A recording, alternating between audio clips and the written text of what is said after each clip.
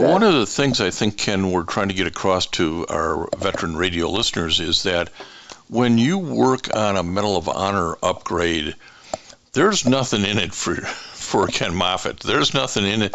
Heck, there's not even much in it for Bill Albracht. What it's really about is we have to keep history alive. We don't teach enough history, and we don't want these types of heroics, this type of valors, to be ignored because the country loses out understanding what men will do for their fellow mates. And it's really it's important for the nation to advance this onto the Medal of Honor and to understand the facts by reading the book or seeing the documentary. That's what this is really about, isn't it? It is. You're 100% correct, and especially in today's culture, when love of country and so on is it's not pressed, it's not taught. One of the interesting things about this is the fact that, and even in the documentary, one of the individuals, Ken Hopkins, makes reference to this. When those of us that served in Vietnam came back, we were treated horribly. It's taken years before the American public realizes that the American soldiers who fought in Vietnam fought honorably. We fought with distinction. We went where our country sent us. They asked us, and we went.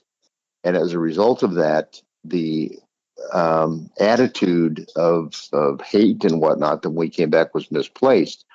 Instead of being grateful that Americans would go to fight for freedom of the South Vietnamese, it was completely flipped. Well, and until you get into this, I mean, Bill and his men are holding that hill. They don't have the big picture at that time. They don't know what's coming in from the West and the idea to cut the country in half. And I mean, again, you have to be a bit of a historian to put all this together later, to put it all in context rather than just make the assumptions, oh, that was a stupid war. Well, that's true. And once again, the South Vietnamese were fighting to maintain what little independence they had. You got to remember that they had only been, the nation had only been divided from North and South for about maybe 10, 15 years. And here these people are trying to build a country, trying to build a government, and the North Vietnamese communists overrun in conjunction with the Viet Minh or the Viet Cong. And the South Vietnamese have to fight the North Vietnamese as well as Viet Cong. They asked the United States for help. We go in to help them to maintain their freedom. It was a noble cause, as President Reagan said.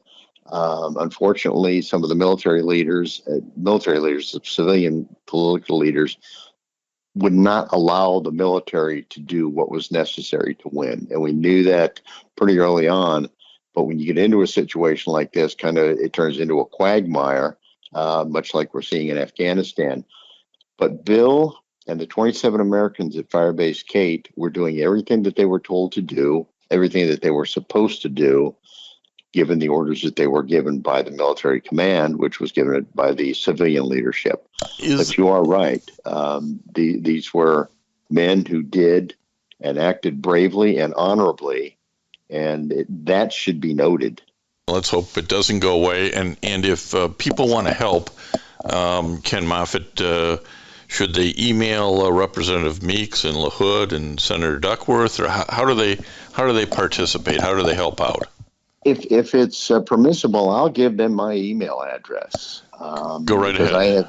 I have contact with all three of these offices. Okay, it's Moffett, M-O, F as in Frank, F as in Frank, E as in Edward, T as in Tom, T as in Tom, K as in Ken, S as in Sam, @gmail.com. Well, we would encourage folks who have listened to this interview, maybe have read the book Abandoned in Hell or seen the documentary Escape from Firebase Cape, and are so moved to reach out to Ken Moffett, give him some support, maybe have some contacts with your Congress people to say, hey, this is something folks ought to look at.